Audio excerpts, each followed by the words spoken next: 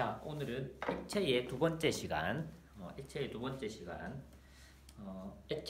첫 번째 시간 때 수소결합, 연료량, 표면장력, 밀도 정도까지 앞 시간에 강의를 잘 들었죠. 잠시 복습을 해보면 수소결합은 지난 시간에 했는 부분, 물이 가지는 가장 큰 특징 중에 하나인 그 수소결합에 대해서 배웠고요. 그리고 연료량은 질량 곱하기 비열이라는 식을 쓸 수가 있는데, 여기서 이제 비열의 질량을 곱한 값이 연료량이다. 그래서 물은 이 비열이 다른 물질에 비해서 큰 편이다, 작은 편이다? 큰 편이다. 비열이 큰 편이다. 비열이 크기 때문에 당연히 연료량도 크겠죠. 그래서 비열이 크다는 말은, 연료량이 크다는 말은 온도 변화가 작다라는 뜻입니다. 온도 변화가 작다. 그래서 우리가 가장 쉽게 볼 수 있는 부분은 물과 모래 또는 바다와 육지를 비교할 수 있죠. 바다와 육지 중에 어느 것이 온도가 빨리 올라간다? 육지가 빨리 올라가죠. 그러면 육지는 비열이 작다는 말입니다. 즉 연료량이 작다. 그러면은 물은 온도가 천천히 올라가고 천천히 내려간다. 뭐 그런 의미에서 연료량, 비열 그런 개념으로 우리가 생각을 해볼 수가 있습니다. 그 다음에 이제 표면장력. 표면장력은 액체가 표면적을 최소화하려는 힘. 그래서 물방울이 맺혀 있는 것을 자세히 보면 물방울이 풀잎이나 바닥에 이렇게 붙어 있을 때 볼록한 모양을 합니다. 볼록한 모양. 그 볼록한 모양을 하는 것은 액체가 표면적을 최소화하려는 그러한 힘 때문에 나타난다.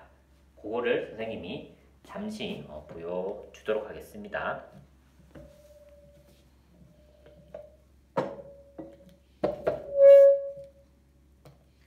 자, 클립을 여기다 넣으면은 클립이 물에 뜨지 않죠. 안 뜹니다. 클립이 물에 가라앉는데, 클립을 띄우는 방법 중에 하나는 천천히 놓으면은 이 클립이 물에 떠요.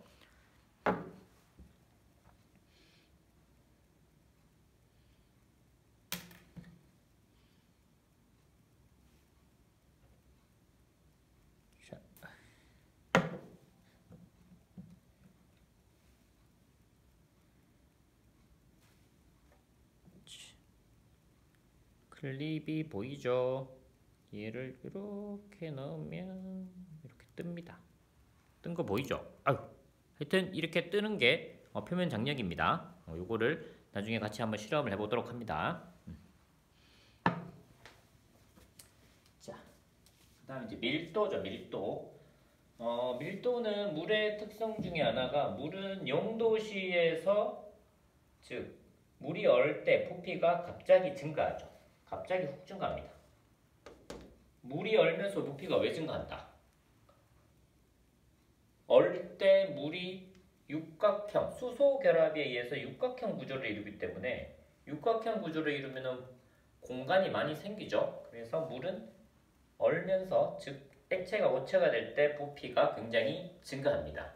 일반적인 물질은 액체가 고체가 될 때 부피가 감소하는데, 물은 액체가 고체가 될 때 부피가 굉장히 증가하는 그 부분이죠.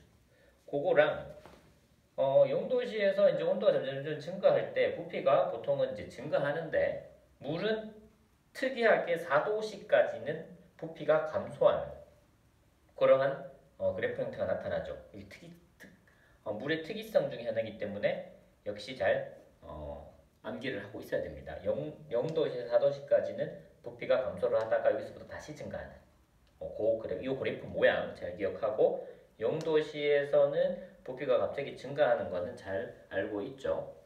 그러면은 부피와 이제 밀도가 있는데, 밀도는 뭐분의? 부피분의 질량이기 때문에 부피하고 밀도의 관계는 무슨 관계? 반비례 관계죠. 반비례.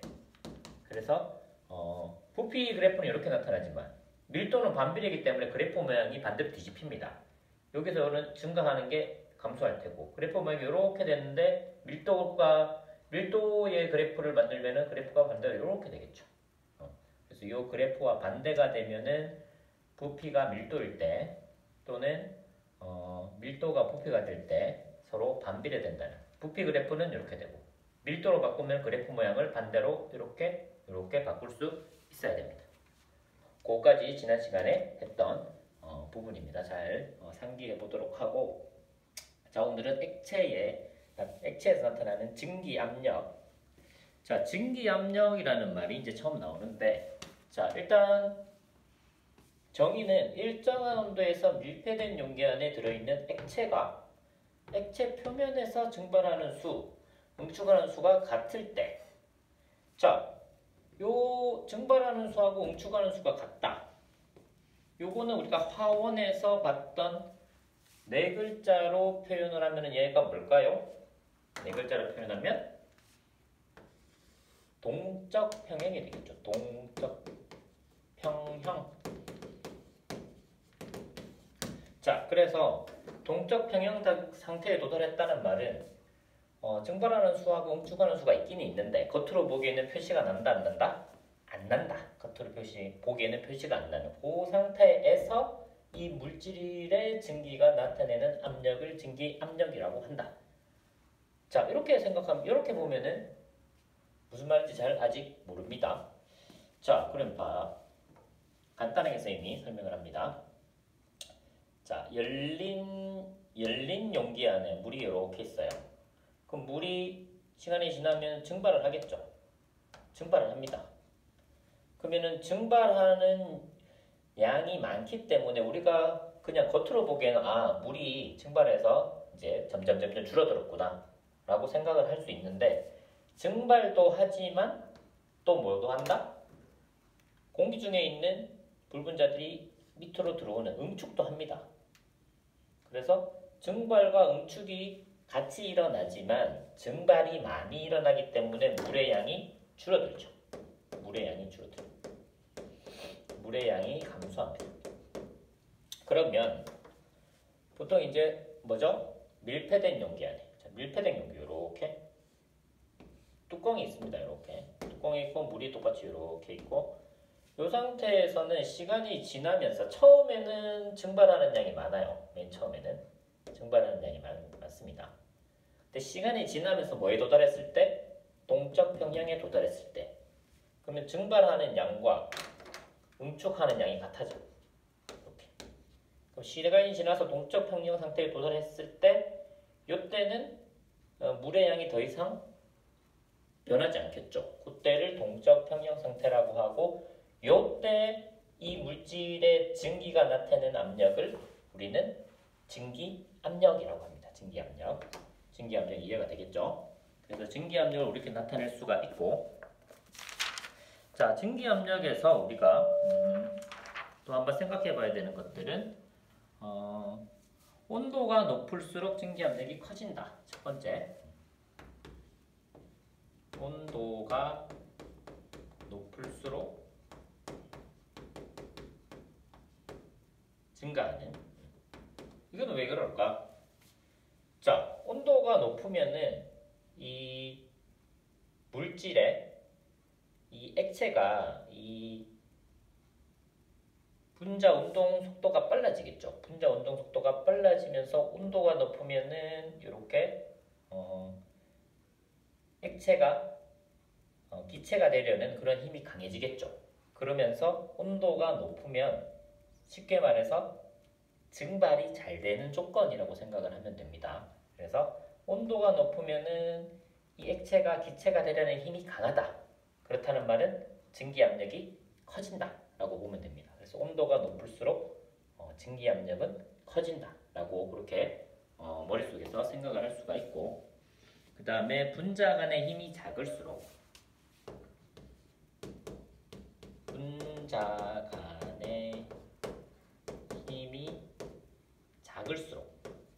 작을수록 증기압력은 커지는데 작을수록 증기압력이 커지는 그러면 분자 간의 힘은 뭐냐? 액체가 기체가 되어야 되는데 분자 간의 힘이 강하다는 말이 기체로 잘 된다 안 된다? 안 된다는 것이죠. 분자 간의 힘이 약하면 어떻게 된다? 액체가 기체로 잘 된다라는 것이죠. 그래서 얘는 분자 간의 힘이 약할수록 증기압력이 크다. 그죠? 분자 간의 힘이 약할수록 온도는 높을수록 그렇게 우리가 볼 수가 있고 그래서 이거의 결론은 이렇게 해서 증기압력이 크다. 커진다 라고 볼 수가 있고 마지막 한 가지는 이제 외부의 압력에 대한 말이 나오고 끓는 점에 대한 말이 나옵니다. 끓는 점과의 관계.